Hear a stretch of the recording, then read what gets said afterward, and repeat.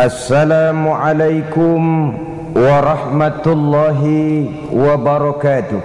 Waalaikumsalam warahmatullahi wabarakatuh. Bismillahirrahmanirrahim. Alhamdulillahi rabbil alamin. Wa bihi nasta'in ala umurid dunya waddin.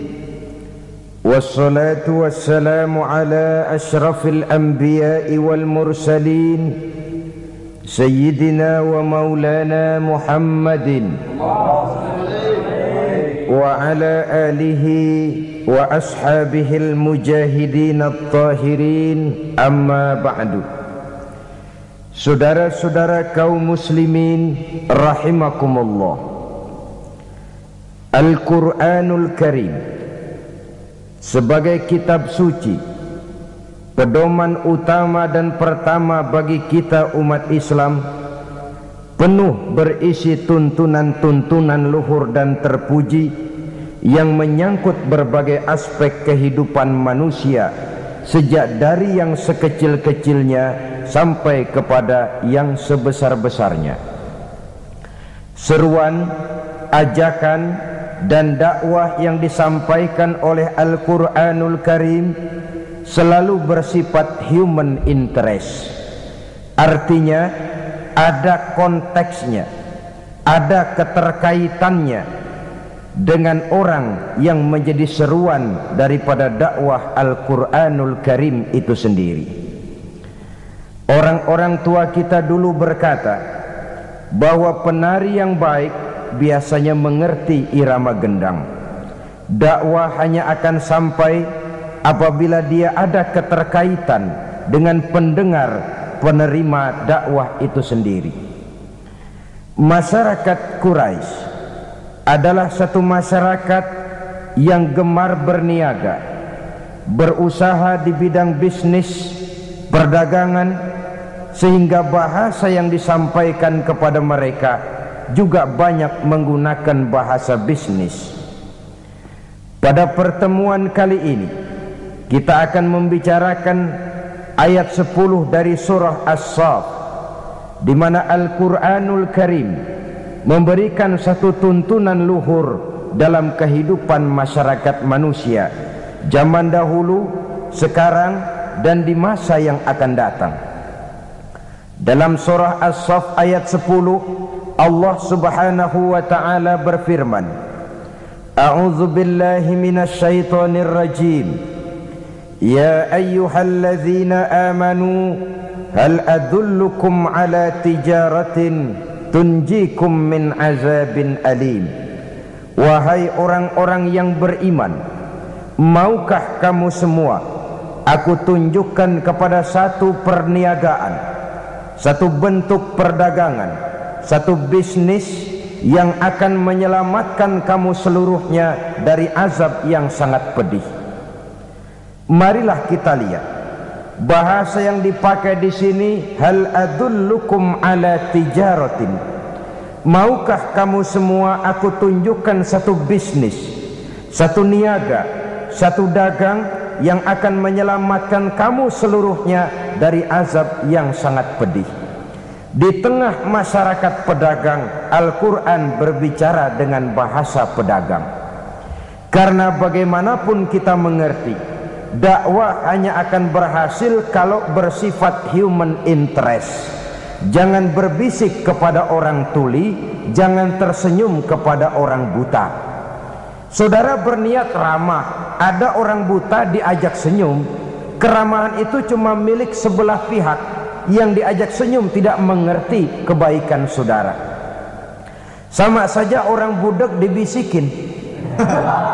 Jangankan berbisik, kita teriak pun mereka tidak dengar, apalagi dibisiki. Tidak bersifat human interest. Sama juga saudara pidato di depan nenek-nenek lalu cerita tentang perkembangan politik Timur Tengah. Ini tidak bersifat human interest. Quran adalah untuk segala umur. Ia berbicara untuk segala lapisan manusia dengan berbagai macam predisposition, dengan berbagai macam latar belakang. Kepada petani, mereka akan tertarik jikalau kita berbicara dengan bahasa petani. Kepada pegawai negeri, mereka akan tertarik jikalau kita berbicara dengan gaya bahasa pegawai. Kepada pedagang, maka Al-Quran menggunakan gaya bahasa hal adullukum ala tijaratin. Maukah kamu semua aku tunjukkan kepada satu perdagangan, satu bisnis yang akan menyelamatkan kamu dari azab siksaan yang amat pedih?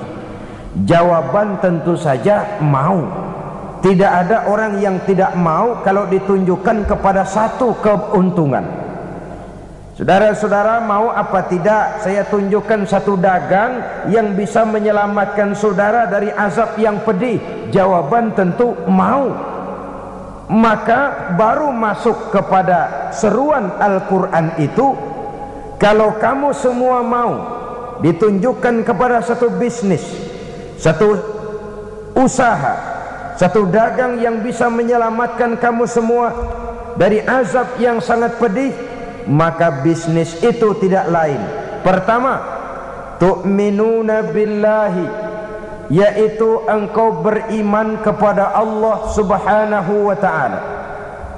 Beriman dengan seyakin-yakinnya, meresap sampai ke tulang sumsum yang paling dalam, melekat dan melembaga iman itu dalam kepribadian kita, kemanapun kita pergi, dimanapun saja kita berada. Iman semacam inilah yang mendorong dinamika kehidupan, sehingga manusia mempunyai satu sugesti untuk berbuat dan memanfaatkan waktu-waktu dalam kehidupan ini dengan sebaik-baiknya. Iman akan menyelamatkan manusia dari azab siksaan yang sangat pedih di dunia, lebih-lebih di akhirat nanti. Saudara-saudara kaum muslimin rahimakumullah, yang saya maksud dengan iman yang melembaga, melekat dalam kepribadian kita, oleh karena saya melihat belakangan ini banyak kita yang nilai-nilai imannya nasibnya hanya sekedar jaga rumah. Imannya cuma sekedar lipstick, decoration only. Dengan kata lain, iman kita sekarang sering ketinggalan di rumah. Pedagang dia mau ke pasar, iman ditaruh di bupet, dilepit. Jangan ikut ke pasar man, kalau kamu ikut ke pasar timbangan saya nggak bisa curang man. Anak muda malam minggu mau apel ke rumah si doi, apel, iman dia tinggal dibuntal di laci. Mau apel man, jangan ikut man lo, kalau ikut gua nggak bisa macem-macem man nih man. Ketinggalanlah iman. Akibatnya timbulnya korupsi di kantor, terjadinya timbangan curang di pasar, karena iman ketinggalan di rumah. Terjadinya tabrakan pemuda dengan pemudi karena iman ketinggalan di rumah. Innalillahi, pemuda tabrakan sama pemudi. Kalau mobil tabrakan mobil, kita tahu penyoknya ke dalam. Ini pemuda tabrakan pemudi, penyoknya ke depan. Getok magicnya rada berabe itu.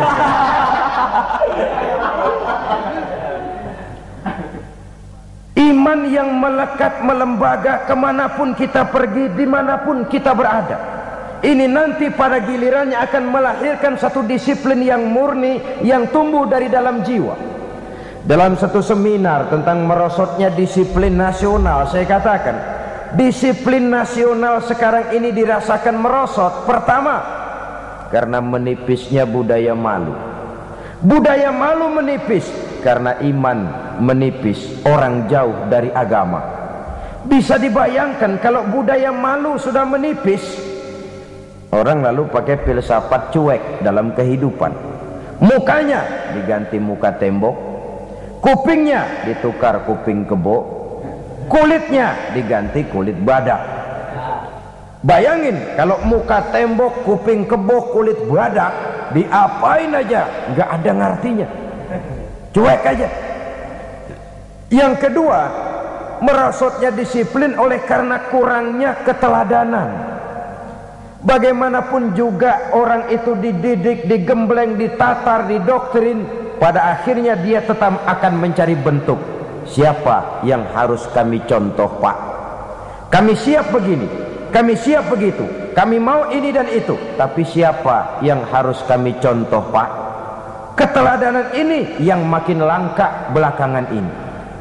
Jadi oleh karenanya, iman menyelamatkan manusia dari kerugian dunia dan akhirat, dari azab yang sangat pedih, baik dalam kehidupan di dunia, lebih-lebih dalam kehidupan di akhir nanti.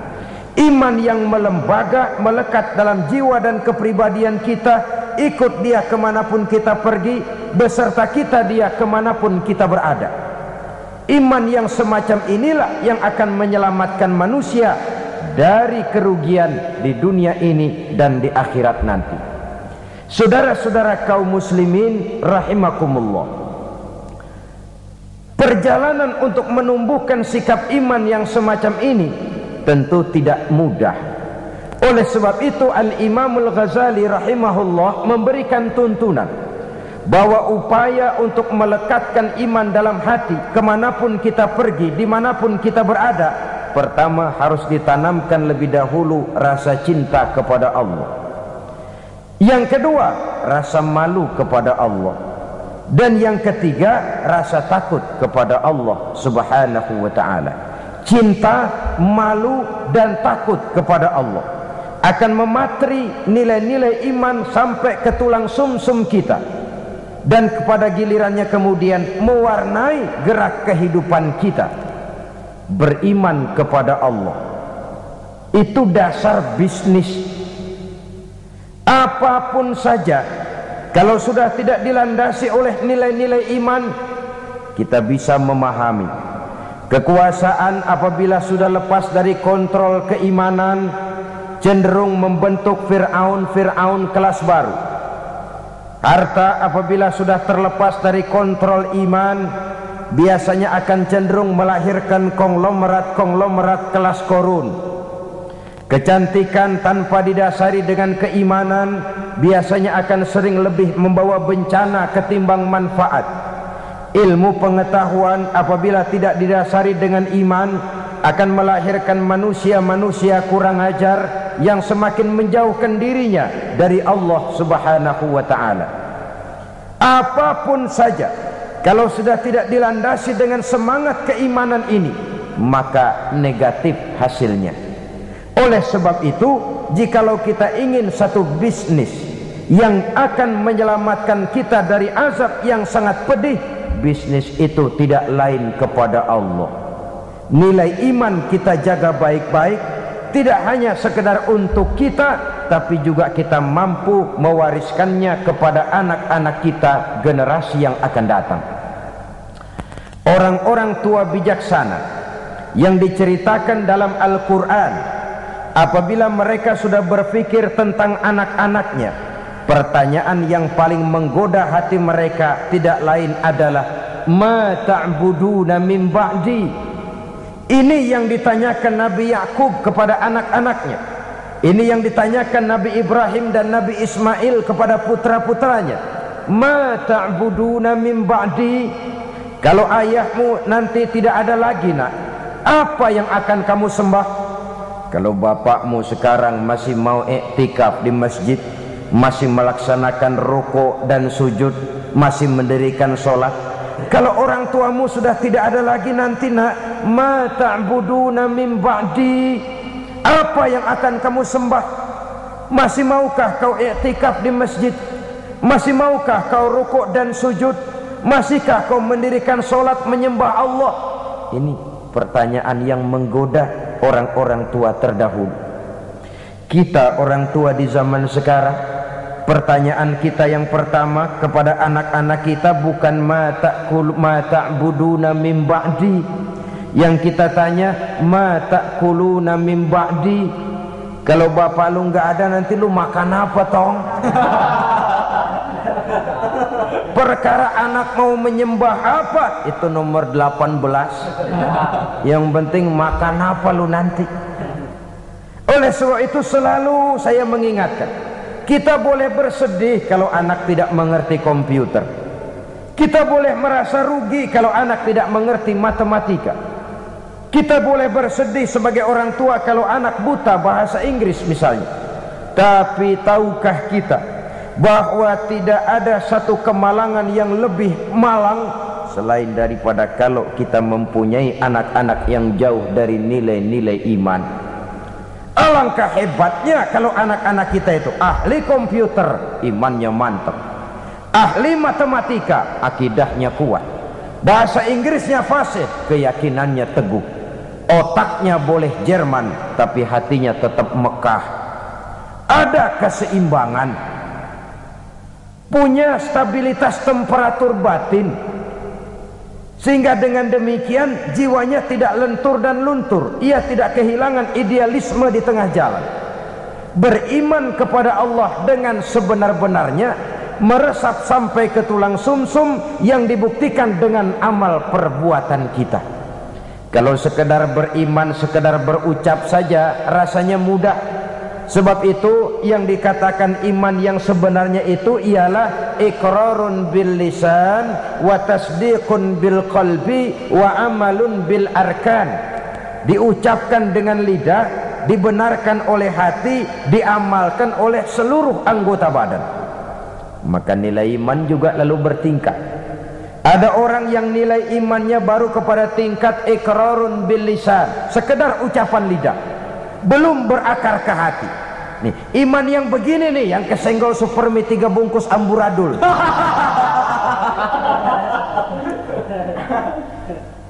Imannya baru sekedar iqrarun bil lisan, sekedar ucapan lidah, belum berakar di hati. Mudah goyah seperti buih di lautan. Ada yang selain sudah diucapkan oleh lidah, dimantapkan, dibenarkan oleh hati. Lidahnya mengucapkan amantu billah, saya beriman kepada Allah. Hatinya meyakinkan itu sedalam-dalamnya, tapi belum diamalkan melalui anggota badannya. Oh, saya sih biar enggak sembahyang, iman mantep mas. Mantep. Jangan coba-coba ganggu agama saya, tak celurit sampean. Sembahyang enggak, agama dihina, marah bukan main. Ya lumayan. Fanatismenya tinggi. Saudara-saudara, nilai iman yang tertinggi itu setelah diucapkan oleh lidah, diamalkan oleh seluruh anggota, dibenarkan oleh hati, diamalkan oleh seluruh anggota badan. Nyawa taruhannya, iman tidak goyah. Nah, beriman kalau belum dapat hidayah itu sulit. Tapi menjaga iman setelah mendapat hidayah jauh lebih sulit. Tantangan semakin berat. Tapi mari pada kesempatan ini kita bercermin dari perjalanan hidup seorang wanita bernama Masito. Saudara kenal Masito? Kenal? Di mana kenalannya? Dalam sejarah. Masito ini wanita budiman yang teguh menjaga iman. Menurut riwayat, dia ini kan hidup dan tinggal di istana Fir'aun, menjadi penyisir rambut keluarga istana. Satu hari sedang menyisiri rambut, jatuh sisir itu. Mulutnya refleks berkata, ya Allah, sisir jatuh ke bawah. Kata-kata Allah ini didengar oleh intel Fir'aun, dilaporkan kepada Fir'aun. Lapor, bos. Kita Fir'aun, ada apa? Tolong. Ada bahaya. Bahaya apa? Ada orang menyebut-nyebut Allah. Ini kan bisa mengganggu stabilitas ketuhanan Tuhan ini. Kalau dibiarkan bahaya. Oh, begitu? Iya. Siapa manusianya? Masito. Masito? Tangkap, tangkap. Masito. Saya ada dengar-dengar kamu menyebut-nyebut Allah ya? Iya. Memangnya kenapa? Siapa Allah itu Masito? Allah itu Rabbi wa Rabbukum, Tuhan saya dan Tuhan-Tuhan juga. Lah, jadi saya ini kau anggap apa Masito? Tuhan adalah Tuhan dan Tuhan bukan Tuhan. Masito gendeng sampean. Satu Mesir orang menyembah saya semua. Tiba-tiba kau menyatakan ada Tuhan lain selain saya. Keyakinanmu membahayakan posisi saya, Mas Ito. Sudahlah, kamu jangan macam-macam. Kamu mau apa sih? Rumah? Kendaraan? Beras? Supermi? Beasiswa? Sudah, jangan bertuhankan Allah. Tuhanmu saya saja sudah. Tidak bisa, Mas Ito. Tidak bisa Fir'aun, kata Mas Ito. Rabbi Allah, Tuhan saya tetap Allah. Kamu tetap dengan keyakinanmu seperti itu? Tetap. Dan kamu tahu resikonya apa? Kamu akan saya siksa, Mas Ito. Silahkan. Kamu berani? Demi iman. Kamu memang gila, Mas Ito. Firaun, Tuhan boleh beli jasad saya, tapi jangan mimpi bisa membeli jiwa saya. Tuhan boleh kuasai jasmani saya, tapi jangan mimpi bahwa Tuhan akan bisa menguasai akidah dan keyakinan saya. Nekat kamu, Mas Ito, ya. Apa boleh buat, On? Firaun, ya, tentu manggilnya On. Tidak cuma sekedar saya siksa, Mas Ito, kamu akan saya bunuh. Boleh? Kamu tidak takut mati? Sekarang saya mati, nanti juga saya mati, Fir'aun. Dan bagaimanapun lebih baik mati berkalang tanah daripada hidup bercermin bangkai. Adalah lebih terhormat melarat karena mempertahankan iman daripada saya hidup mewah dengan menjual akidah. Biar nyawa berpisah dari badan, asal iman jangan berpisah dari hati. Terlalu mahal akidah ini kalau harus ditukar dengan kesenangan dunia yang tidak seberapa, On. Tidak cuma kamu, Mas Ito, anak-anakmu akan saya bunuh. Boleh? Kamu tidak sayang dan cinta kepada anak-anakmu? Jangan tanya soal itu, Fir'aun. Saya ibu mereka yang melahirkan mereka dalam pilihan antara hidup dan mati. Saya besarkan mereka dengan untayan air mata, cucuran keringat, kadang genangan darah. Tidak ada ibu yang tidak cinta dan sayang kepada anaknya. Tapi ini akidah. Iman saya lebih mahal daripada kecintaan saya kepada anak-anak saya. Saya rela berpisah dengan mereka untuk iman. Tidak cuma anak-anakmu, Mas Ito, suamimu akan saya bunuh. Silahkan. Mangkel Fir'aun, kemarahannya sampai kepada puncaknya. Dia panggil tentaranya, siapkan tungku yang besar, isi dengan air, rebus sampai mendidih. Dicari tungku yang besar, bapak moyangnya kuali. Lalu disiapkan kayu bakar, diisi tungku itu dengan air, direbus air ini.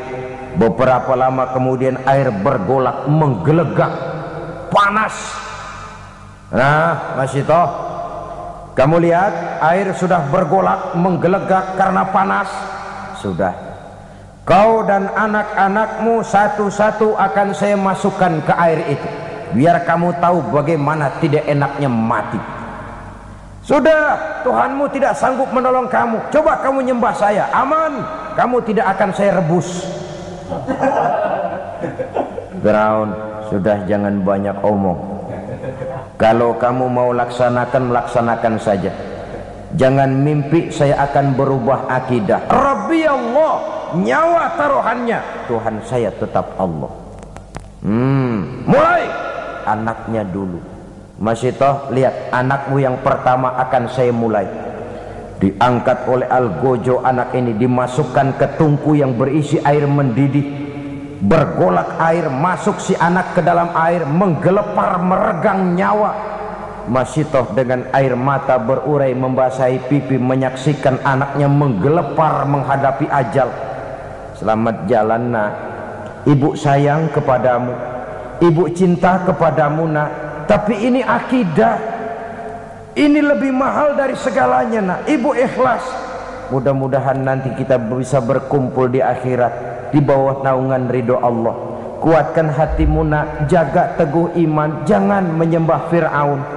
Gugur anak sebagai syahid, anaknya yang kedua, ketiga dan selanjutnya masih toh sendiri, sampai kemudian suaminya, seluruhnya gugur di air yang mendidih untuk mempertahankan iman. Kalau masih toh suaminya, anak-anaknya, nyawa taruhannya, nyawa mereka lepas dan iman tidak goyah.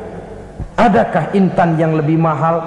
Adakah mutiara yang lebih berharga selain daripada nilai-nilai iman ini?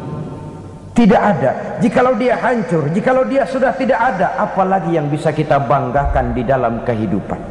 Sebab itu, satu kali la ilaha illallah, mari kita pasang tekad sampai mati, sampai tetes darah yang paling penghabisan, tetap la ilaha illallah. Karena Islam kita hidup, untuk Islam kita berjuang, dan dalam Islam kita ingin kembali menghadap Allah Subhanahu wa ta'ala. Bisnis tidak akan membawa kerugian. Bisnis akan menyelamatkan manusia dari azab yang sangat pedih apabila diawali dan didasari dengan tu'minuna billah, beriman kepada Allah. Orang yang beriman kepada Allah, bergerak di bidang apapun dia, kegiatannya diwarnai oleh nilai-nilai imannya, lalu tidak terjebak kepada prinsip menghalalkan segala cara untuk mencapai satu tujuan. Tapi kalau sudah didasari oleh bukan dengan dasar iman, mafia yang akan lahir, yang kuat mencaplok yang lemah, pengusaha kakap bukan lagi jadi bapak angkat, bapak asuh, tapi malah jadi pemeras dan menghabiskan pengusaha-pengusaha kecil. Yang pedagang kaki lima tetap tersaruk-saruk, sementara yang tinggi gunung diuruk, sumur digali. Itu namanya gunung diuruk, sumur digali. Gunung udah tinggi diuruk, sumur udah dalam digali lagi, mungkin habis. Maka kita pun bersyukur bahwa salah satu upaya pemerintah kita adalah mewujudkan pemerataan di dalam pembangunan. Nah, pemerataan ini tentu bukan berarti bahwa manusia Indonesia ini tingkat ekonominya harus sama semua, tidak. Semua harus punya mobil, tidak. Semua harus tinggal di rumah gedung, tidak. Pemerataan itu artinya kalau yang kaya bisa semakin kaya. Kenapa? Yang miskin tidak bisa naik sedikit kaya. Menciptakan kesempatan untuk merubah keadaan. Bukan berarti manusia Indonesia standar ekonominya mesti sama semua. Quran pun mengatakan bahwa Allah melebihkan rezeki sebagian kamu di atas yang lain. Miskin, kaya itu romantika kehidupan. Tidak mungkin kemiskinan bisa dihilangkan, paling-paling dikurangi. Menciptakan pemerataan artinya mewujudkan kesempatan. Jikalau yang kaya bisa semakin kaya, kok yang miskin bisa, kenapa tidak bisa naik jadi sedikit kaya? Setidaknya dia punya kesempatan untuk maju. Saya pikir kalau setiap orang punya kesempatan, dia tentu akan bisa berbuat sebagaimana orang lain bisa. Cuma kesempatan, dan kesempatan itu kadang-kadang ada tapi ditutup, ada tapi tidak disalurkan, ada tapi kadang-kadang jatuh ke tangan manusia yang tamak bin rakus alias serakah. Sehingga dengan demikian maka kesempatan ini sulit untuk teralirkan kepada mereka yang memang memerlukannya. Saudara-saudara kaum muslimin rahimakumullah, dengan demikian maka apabila bisnis ini dilandasi dengan nilai-nilai iman, motivasinya tentu karena iman. Keuntungan yang didapat akan kembali untuk menyinari keimanan, sebagaimana yang dicontohkan misalnya oleh seorang sahabat Sayyidina Utsman ibni Affan radhiyallahu an, pengusaha tangguh, bisnis bidangnya, tapi keuntungannya jelas dialirkan buat kepentingan agama. Saudara-saudara kaum muslimin rahimakumullah, yang kedua setelah beriman kepada Allah juga wa rasulih, yaitu beriman kepada Rasul Allah. Beriman kepada Rasul tidak hanya sekedar percaya bahwa Allah telah mengutus Nabi Adam alaihi salam, bahwa Allah telah mengutus Nabi Nuh, bahwa Allah telah mengutus Nabi Ibrahim, Nabi Musa, Nabi Isa dan selanjutnya, tetapi juga mengikuti ajaran yang dibawa oleh para rasul dengan menyadari konteks daripada diutusnya rasul itu sendiri. Saudara-saudara kaum muslimin rahimakumullah, seluruh rasul yang diutus oleh Allah, yang 25 jumlahnya yang wajib kita kenal namanya itu, seluruhnya berasal dan bersumber dari satu Tuhan yang sama. Maka ajaran yang mereka bawa tentang Tuhan pasti sama. Intinya pada kalimat la ilaha illallah. Nabi Nuh tentu beliau mengajarkan kepada umatnya la ilaha illallah, Nuh Rasulullah. Nabi Ibrahim tentu beliau mengajarkan kepada umatnya la ilaha illallah, Ibrahim Rasulullah. Nabi Musa tentu mengajarkan kepada umatnya la ilaha illallah, Musa Rasulullah. La ilaha illallahnya itu sama. Seluruh dari Rasul yang 25 sumbernya sama dari Allah. Maka ajaran mereka tentang Tuhan pasti sama. Jadi kalau ada Rasul yang mengajarkan bahwa ada Tuhan lain selain daripada Allah, jelas itu Rasul pabriknya lain. Udah kena asam beling itu. Sepanjang sumbernya sama dari Allah Subhanahu wa ta'ala, ajarannya tentang Tuhan pasti sama. Tidak logik, tidak bisa diterima akal. Kalau Allah mengutus Nabi Nuh lalu bilang, Nuh ajarkan kepada umatmu aku Esa. Diutus lagi Nabi Ibrahim, Ibrahim sampaikan kepada umatmu aku Dua. Diutus lagi Nabi Isa, Isa ajarkan kepada umatmu aku Tiga. Ini Tuhan macam apa ini? Tuhan tidak konsekuen. Kepada seluruh Rasul yang diutus Allah, misinya sama, prinsipnya la ilaha illallah. Kenapa Allah memerlukan mengutus Rasul? Apa tidak bisa Allah berhadapan langsung saja dengan manusia? Bisa. Tapi keterbatasan manusia itulah yang tidak memungkinkan manusia untuk secara langsung berhadapan dengan kebesaran Allah Subhanahu wa ta'ala. Maka dengan sifat rahmahnya Allah diutus para rasul dari zaman ke zaman. Prinsipnya membawa akidah dan syariat. Akidahnya sama, syariatnya yang berbeda sesuai dengan situasi dan kondisi yang dihadapi oleh umat di mana rasul diutus. Jadi tidak hanya cukup sekedar saya percaya bahwa Allah telah mengutus Nabi Nuh, Allah telah mengutus Musa, Ibrahim, Dawud, Sulaiman, Isa dan lain sebagainya, tapi mengikuti ajaran dan petunjuk Rasul yang diutus kepada kita. Sejak Nabi Muhammad sampai akhir zaman, petunjuk beliaulah yang berlaku. Jadi kalau kita hidup di zaman sekarang mengikuti syariat yang dibawa oleh Nabi Ibrahim, kedaluarsa, terlambat. Mengikuti syariat yang dibawa Nabi Sulaiman, terlambat. Syariat itu betul, tapi hanya berlaku di zaman Nabi Sulaiman. Syariat yang dibawa Nabi Musa benar, hanya berlaku di zaman Nabi Musa, Nabi Sulaiman dan selanjutnya. Sedangkan sejak diutusnya Nabi kita sampai ke akhir zaman, syariat beliaulah yang berlaku. Saudara-saudara kaum muslimin rahimakumullah. Jadi percaya kepada Allah tanpa mempercayai Rasulnya itu sama juga meragukan Allah. Karena itu tidak bisa dipisahkan satu dengan lainnya. Beriman kepada Allah, beriman kepada para rasulnya.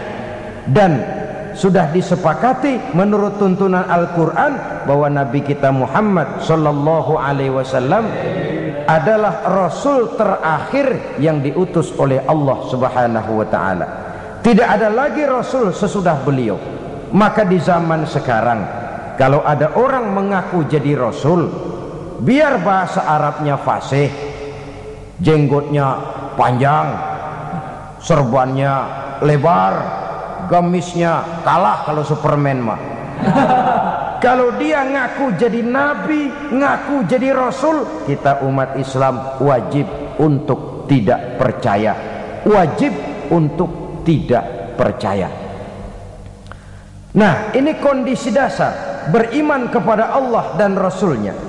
Sesudah itu, bisnis yang tidak membawa kerugian itu apa? Setelah beriman kepada Allah, beriman kepada Rasul dengan sepenuh keyakinan, tidak goyah walau nyawa taruhannya, tidak lentur dan luntur walaupun tubuh dicincang berkeping-keping, walaupun leher harus terjerat tali gantungan, iman tetap tangguh, setangguh batu karang di lautan, biar tiap hari diterjang ombak, dikikis gelombang, namun dia tegak tegar berdiri menyambut hantaman sang gelombang. Setelah itu, wa tujahiduna fi sabilillahi bi amwalikum wa anfusikum. Setelah beriman kepada Allah dan Rasulnya, engkau berjihad fi sabilillah, di jalan Allah, bi amwalikum wa anfusikum, dengan harta bendamu dan dengan dirimu, dengan jiwa dan ragamu. Saudara-saudara kaum muslimin rahimakumullah, iman dan jihad memang dua hal yang tidak bisa dipisahkan satu sama lain. Hanyalah jikalau kita beriman maka kita siap melaksanakan jihad. Jikalau kita akan turun berjihad harus dasarnya karena iman. Dan selama ini orang sering memberikan warna kelabu terhadap yang namanya jihad, sehingga timbul pengertian yang serem-serem. Dan ini memang tidak bisa disalahkan. Kaum orientalis, orang-orang asing yang mempelajari Islam dengan tujuan mencari kelemahan Islam, sering memberikan pengertian yang tidak benar kepada Islam. Dan ini sering ditelan oleh orang-orang yang mempelajari Islam melalui buku mereka. Umpamanya, mereka menyebut Islam itu dengan Muhammadanism. Ini misalnya disponsori oleh Gibb dan kawan-kawan, profesor dari Harvard University, guru besar tentang Islam, tapi orang bukan Islam dia. Islam disebut Muhammadanism, ajaran Muhammad. Nah, sepintas sesungguhnya fungsi Nabi Muhammad dalam Islam hanya sekedar penyampai. Ialah kalau ajaran Bung Karno disebut Soekarnoisme, ajaran Lenin disebut Leninisme, ajarannya Karl Marx disebut Marxisme. Tapi kalau Islam disebut dengan Muhammadanism, Muhammadanisme, akan timbul kesan seolah-olah Islam adalah produk Nabi Muhammad, seolah-olah Islam adalah buatan bikinan Nabi kita. Padahal tidak, Nabi cuma sekedar penyampai. Nah, termasuk jihad. Gibb misalnya dan beberapa teman-temannya yang lain menyebut jihad itu dengan jihad is a holy war. Jihad adalah perang suci. Sehingga konotasi jihad selalu diidentikan dengan perang. Kesan yang timbul keras, kasar, brutal, teroris. Maka akibatnya tiap kali kita bicara soal jihad, orang a priori curiga, memandang kita dengan suudzon. Aha, umat Islam sudah siap jihad, ngasah pedang, ngasah tombak, ngasah panah, siap bertempur ke medan perang. Bahwa perang untuk membela agama, bukan untuk memaksakan agama, merupakan bagian kecil saja dari jihad, ya. Tapi bahwa jihad bukan sekedar perang, itu harus dipahami. Jihad adalah mengeluarkan satu kemampuan maksimal untuk mencapai satu tujuan yang diridhoi oleh Allah Subhanahu wa ta'ala. Itu jihad namanya. Mengeluarkan kemampuan maksimal untuk mencapai satu tujuan yang diridhoi oleh Allah, itu jihad namanya. Bukan semata-mata perang, mencabut pedang maju ke medan perang. Mengatasi kemiskinan, mengatasi kebodohan, itu juga merupakan bagian daripada jihad. Tapi karena jihad selalu diadakan konotasi dengan perang, kesan yang timbul ya teroris, kasar, brutal, sadis. Dan itu memang sengaja ditiupkan oleh kaum orientalis, sebab mereka paling takut dengan semangat jihad daripada umat Islam ini. Oleh sebab itu, oleh karena iman dan jihad tidak bisa dipisahkan, pada kesempatan pertemuan ini saya ingin menukil apa yang dijelaskan oleh Al-Imam Al-Hafiz Zakiyuddin Abdul Azim Al-Munziri dalam kitabnya yang terkenal At-Targhib wa Tarhib. Beliau menjelaskan, inna asma darajatin fil jihad, sesungguhnya derajat jihad yang tertinggi dalam Islam. Pertama, saudara bisa lihat ini barangkali pada Targhib wa Tarhib juz 2 halaman 257. Nilai jihad yang tertinggi pertama, muharabatil kuffar li ajli nasri dinillah, berperang melawan orang kafir dengan tujuan semata-mata untuk menolong agama Allah. Jadi menolong itu kan membela, bukan memaksakan agama, tapi untuk membela agama. Karena prinsipnya umat Islam tidak boleh mencari musuh, tapi tidak boleh lari kalau ketemu musuh. Musuh jangan dicari, ketemu jangan lari. Dalam Islam ada tuntunan tentang perang, bukan memaksakan keyakinan, tapi membela keyakinan. Pada saat agama dihina orang, pada saat agama disepelekan, pada saat umat dinistakan, di situ kita tampil. Tapi kalau tidak, kepada orang kafir kita siap hidup rukun, bergandengan, zimmi, kafir zimmi, orang kafir yang mau hidup damai dengan kita. Darahnya haram, harta bendanya haram, mengganggu mereka sama dengan mengganggu Nabi. Islam agama damai. Tapi kalau agama dihina, agama dicaci maki, umat dinistakan, semangat jihad itu tampil maju ke medan perang kalau perlu, tapi tujuannya semata-mata bukan karena sentimen, tapi karena argumen. Bukan untuk mencari kemenangan, tapi untuk menegakkan kebenaran. Bukan untuk membalas dendam, tapi untuk menegakkan yang hak, membela, membantu agama Allah Subhanahu wa ta'ala. Dan ini kewajiban setiap kita. Sekarang memang kita tidak menghadapi perang Badar seperti di zaman Nabi, dengan pedang, dengan tombak, dengan panah, tapi perang akidah kan terus berlangsung. Kalau televisi punya acara berpacu dalam melodi, kita sekarang tidak berlebihan, sekarang ini berpacu dalam agama, perang akidah. Jikalau kita kalah, ya kita sekarang masih beriman, berakidah, tapi generasi yang akan datang, wallahu a'lam, semangat jihad tidak boleh lumpuh, semangat jihad tidak boleh lentur dan luntur, tetapi dengan batas-batas bahwa kafir itu jelas-jelas mengganggu kita. Dan itu pun tidak langsung dengan mengangkat senjata, sepanjang kita bisa peringatkan dengan lidah, mari peringatkan.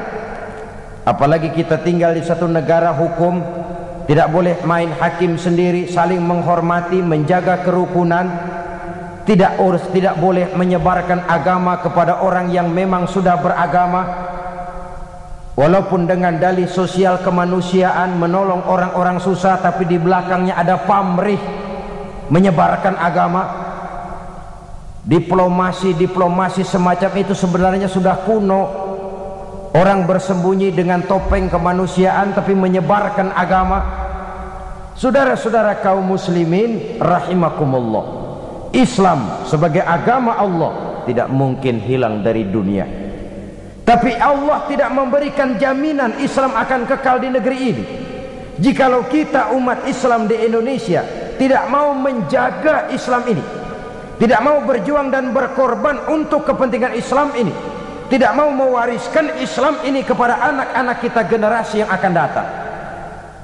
Jadi ini tingkat jihad yang tertinggi, muharabatul kuffar li ajli nasri dinillah, berperang melawan orang kafir dengan tujuan membela, menolong agama Allah. Itu satu. Yang kedua, da'watun nasi ilal haq, berdakwah kepada manusia, menyampaikan kebenaran, mengajak manusia kepada yang hak. Yang hak itu apa? Al-haqqu mir rabbika, kebenaran itu datang dari Tuhanmu. Apa yang datang dari Allah itu? Islam. Berdakwah adalah jihad dengan kemampuan yang ada pada kita. Bisa berdakwah lewat ilmu, lewat konsep, lewat gagasan dan lain sebagainya. Da'watun nasi ilal haq, menyeru manusia, berdakwah kepada manusia, menyampaikan Islam, juga itu merupakan bagian dari jihad tertinggi kedua sesudah perang melawan orang kafir. Yang ketiga, mujahadatun nafsi bittahalli bil makarim wattakhalli 'anir razail. Jihad ketiga yang tertinggi, berjihad melawan hawa nafsu dengan menghiasi diri dengan sifat-sifat yang terpuji dan mengosongkan diri dari sifat-sifat yang tercela. Itu jihad melawan nafsu, mengosongkan diri dari akhlak yang tercela, menghiasi diri dengan akhlak yang terpuji. Bagaimana kita berjuang menghilangkan hasud, sum'ah, riya, takabbur, ujub dan lain sebagainya. Lalu bagaimana menghiasi diri dengan sabar, tawadhu, qanaah, ikhlas, yakin dan lain sebagainya. Itu juga merupakan jihad. Sebab kalau tidak jihad yang jadi landasan dasarnya, sulit untuk melakukan hal semacam itu. Yang keempat, mujahadatus syaitan bidaf'i ma ya'ti bihi minas syubuhat, berjihad menghadapi setan dengan menolak hal-hal subuhat yang dibawa oleh setan. Setan itu kalau dia tidak bisa membawa kita ke jalan zalim, kegelapan, dia bikin samar-samar jalanan, dia bikin remeng-remeng, gelap nih, udah jelas kita nggak mau menempuh. Minuman keras haram, itu mutlak. Nah, setan bikin remeng-remeng dah. Kalau nggak teler mah kagak. Enggak katanya. Dibikinnya remeng-remeng. Itu menolak yang kayak begitu itu memerlukan jihad. Saudara hadirin, ma'asyiral muslimin yang berbahagia. Kalau tidak bisa diyakini kita dengan jalan kegelapan yang sesat, dibikinnya kita remeng-remeng, samar-samar, sehingga akhirnya sulit lagi untuk membedakan antara yang ma'ruf dan yang munkar. Pada klimaksnya nanti oleh setan dibalik, yang ma'ruf dia jadi munkar, yang munkar jadi ma'ruf. Terjadilah penjungkiran nilai. Itu yang keempat. Yang kelima, tarku majalisi su'i, meninggalkan majelis yang jahat, meninggalkan lingkungan pergaulan yang jahat.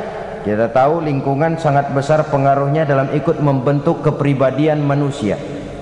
Sehingga kata Syauqi dalam sebaik syairnya, man asyaral asrafa asya musyarrafan wa mu'asyiral anzali ghairu musyarrafin. Awalam taral jildal hakira muqabbalan bithagri lamma sara jildal mushaf. Siapa yang berteman dengan orang mulia, dia akan ikut menjadi mulia. Tapi siapa berteman dengan orang hina, dia tidak akan ikut menjadi mulia. Tidakkah kau lihat, kata Syauqi, betapa kulit kambing yang hina dicium orang ketika berteman dengan Quran. Kulit kambing itu rendah, hina. Kalau dia sendirian gak ada yang mau cium kulit kambing. Tapi begitu dia disamak jadi kantong Quran, orang pakai minyak wangi tuh kulit kambing. Dibawa, diambil, dicium dulu, dijunjung tinggi. Kenapa? Kantong Quran. Kulit kambing berteman sama Quran, mujur, dihormati orang lantaran temennya Quran. Tapi begitu tuh kulit kambing berteman sama kayu, jadi beduk, orang kemplang dulu.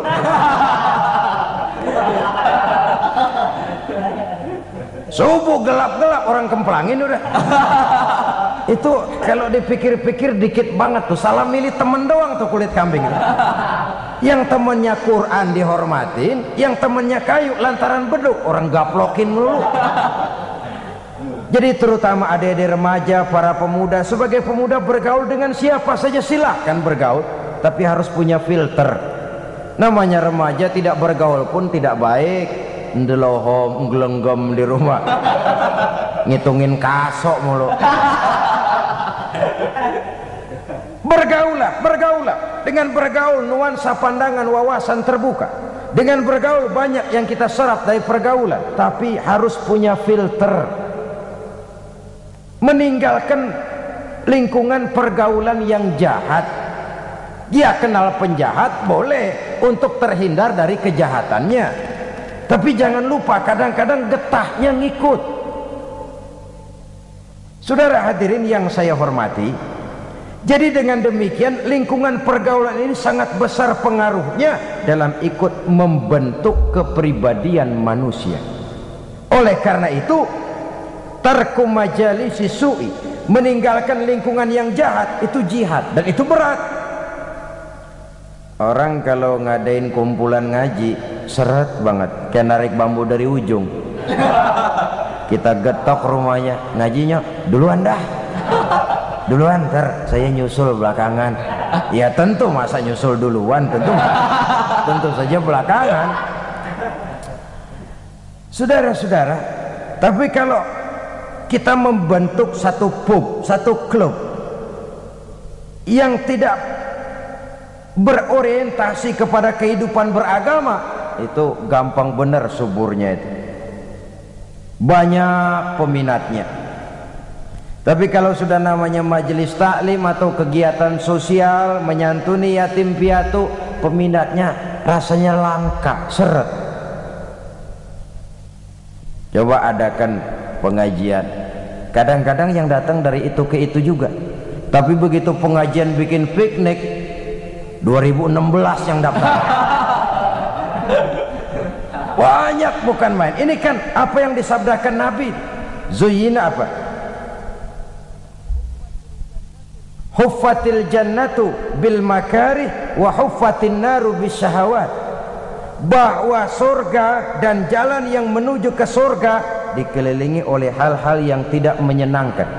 Sebaliknya, neraka dan jalan yang mengarah kepada neraka diliputi dengan hal-hal yang sangat menyenangkan. Karena itu ini juga merupakan jihad, meninggalkan lingkungan jahat. Sebab lingkungan yang jahat itu magnetnya kuat sekali, dorongannya kuat sekali. Ya kadang-kadang karena gengsi, masa anak muda kayaknya nggak bisa teler, kayaknya kuno banget. Nah, rangsangan semacam ini lalu mencoba ikut-ikutan untuk ya menikmati, setidaknya pernah ngerasain teler begitu, nggak ketinggalan zaman. Ini juga memerlukan jihad. Karena itu saya titipkan sekali lagi, bergaul dengan siapapun persilahkan, tapi harus punya filter, karena lingkungan pergaulan sangat besar pengaruhnya dalam ikut membentuk watak dan kepribadian manusia. Tidak mustahil orang yang lingkungannya baik-baik, tapi karena terpengaruh oleh pergaulan yang tidak baik, berubah jadi tidak baik. Di kampungnya mas santri, datang ke Jakarta pakai peci, sarungan, assalamualaikum, kena aja angin Jakarta, klepok. Celeng, saudara-saudara. Maklum angin Jakarta ini panas. Jadi dengan demikian, yang kelima, meninggalkan lingkungan yang jahat. Yang keenam, yang masuk bagian daripada jihad itu al-iqbalu 'alan nasihati wal 'amalu biha. Menerima nasihat dan mengamalkannya, itu juga jihad. Dan itu berat. Apalagi kalau nasihat itu kira-kira nggetok jidat kita. Itu berat loh nerimanya. Orang bilangin, kamu ini punya penyakit hasud. Kita memang punya penyakit itu, tapi kadang-kadang harga diri kita yang muncul. Apa jadi gua lu bilangin? Tuaan gua sama lu. Tuaan katanya. Apalagi yang bilangin anak baru kemarin, lu ngasih tahu gua, lu sunat, gua yang mangkuk lo. Gengsi yang lalu timbul. Menerima nasihat dan mengamalkannya secara ikhlas itu berat, karena itu mengakui kekurangan diri. Sehingga Nabi pesan apa? Tuba liman syaghalahu aibuhu an uyubin nas. Beruntunglah orang yang kekurangan pada dirinya menyebabkan dia sudah cukup sibuk sehingga tidak sempat mencari-cari kekurangan orang lain. Siano katanya enggak tahu ya, saya sibuk mikirin aib diri saya, lalu bagaimana saya tahu aib orang lain? Kadang-kadang kita ini terbalik, sibuk mencari aib kekurangan orang lain sampai lupa kepada aib kita sendiri. Nggak ada aib orang, malah kita cari, kita korek-korek. Siapa aja kita hubungin, gue denger si ano. Udah dah, nyambung dah, kalau udah ano juga ano. Saudara-saudara kaum muslimin rahimakumullah. Jadi dengan demikian nasihat ini bisa datang dari orang lain, bisa datang dari diri kita sendiri, bisa datang dari semua yang kita lihat dalam kehidupan. Semuanya kita terima, kita amalkan yang baiknya, kita saring yang tidak baiknya untuk tidak kita gunakan di dalam kehidupan. Jadi dengan demikian termasuk memerangi kemiskinan, memberantas kebodohan, jihad, menyantuni yatim piatu, jihad, mengembangkan majelis taklim, jihad, memakmurkan masjid, jihad. Kata-kata jihad itu sangat luas. Bahkan istiqomah dalam beribadah kepada Allah Subhanahu wa ta'ala juga merupakan jihad. Nah, kalau demikian halnya, apa alat yang dipakai untuk melaksanakan jihad? Pertama amwal, yang kedua anfus. Dengan segenap harta bendamu dan dengan jiwa dan ragamu. Harta benda ini, jiwa raga ini siap kita gunakan untuk jihad fi sabilillah, dalam artian yang seluas-luasnya, bukan dalam artian yang sempit. Harta barulah berfungsi sebagai harta kalau dia menjadi alat jihad kita, menunjang jalan untuk menuju ridho Allah Subhanahu wa ta'ala. Lagi pula apa sih yang kita miliki dalam arti mutlak di dunia ini? Kita cuma sekedar hak guna pakai. Harta itu titipan. Kita kumpulkan sebanyak-banyaknya sesuatu yang kita tidak akan bawa pulang ke alam barzakh nanti. Kita sibuk menghalalkan segala cara. Kalau perlu 7 turunan kita tidak ingin miskin. Tetapi kita sadar itu tidak akan kita bawa nanti ke alam barzakh. Itu semua cuma sekedar hak guna pakai, hak mutlak hanya untuk Allah Azza wa Jalla. Harta dan diri, jiwa dan raga sepenuhnya sudah kita kontrak, sudah kita adakan satu transaksi dalam bisnis ini untuk kita gunakan sebagai jihad di jalan Allah Subhanahu wa ta'ala. Satu kali bisnis ini sudah kita tujukan kepada Allah, jangan berbisnis kepada yang selain Allah. Amwal dan anfus, harta dan jiwa dan raga, seluruhnya sudah kita transaksikan kepada Allah Subhanahu wa ta'ala. Itulah saham kita, amwal dan anfus. Kalau itu tidak kita salurkan di jalan Allah, kita tidak akan punya saham untuk kehidupan di akhirat nanti. Saudara-saudara kaum muslimin rahimakumullah. Lalu diakhiri ayat ini dengan pernyataan Allah, "Dzalikum khairul lakum in kuntum ta'lamun, yaghfir lakum dzunubakum wa yudkhilkum jannatin tajri min tahtihal anhar." Jikalau itu semua kamu laksanakan, kamu beriman kepada Allah dan Rasulnya, kemudian kamu berjuang di jalan Allah dengan harta bendamu dan jiwa ragamu, yang demikian itu lebih baik bagimu kalau kamu mengetahuinya. Kalau itu kamu laksanakan, yaghfir lakum dzunubakum, Allah akan mengampuni segala dosamu, wa yudkhilkum jannatin tajri min tahtihal anhar, dan dimasukkannya kamu ke dalam surga yang di bawahnya mengalir sungai-sungai. Di sini penilaian Allah kepada kita. Mungkin tahajud kita rada kurang, tapi nilai jihad kita diterima Allah. Yaghfir lakum dzunubakum. Allah Maha tahu, Maha luas ilmunya, menilai manusia dari berbagai segi perjuangannya. Semoga kita diberikan kekuatan oleh Allah Subhanahu wa ta'ala untuk melaksanakan apa yang diajarkan dalam ayat ini. Terima kasih atas perhatian saudara. Mohon maaf atas segala kekurangan. Usikum wa nafsi bitaqwallah. Wassalamualaikum warahmatullahi wabarakatuh.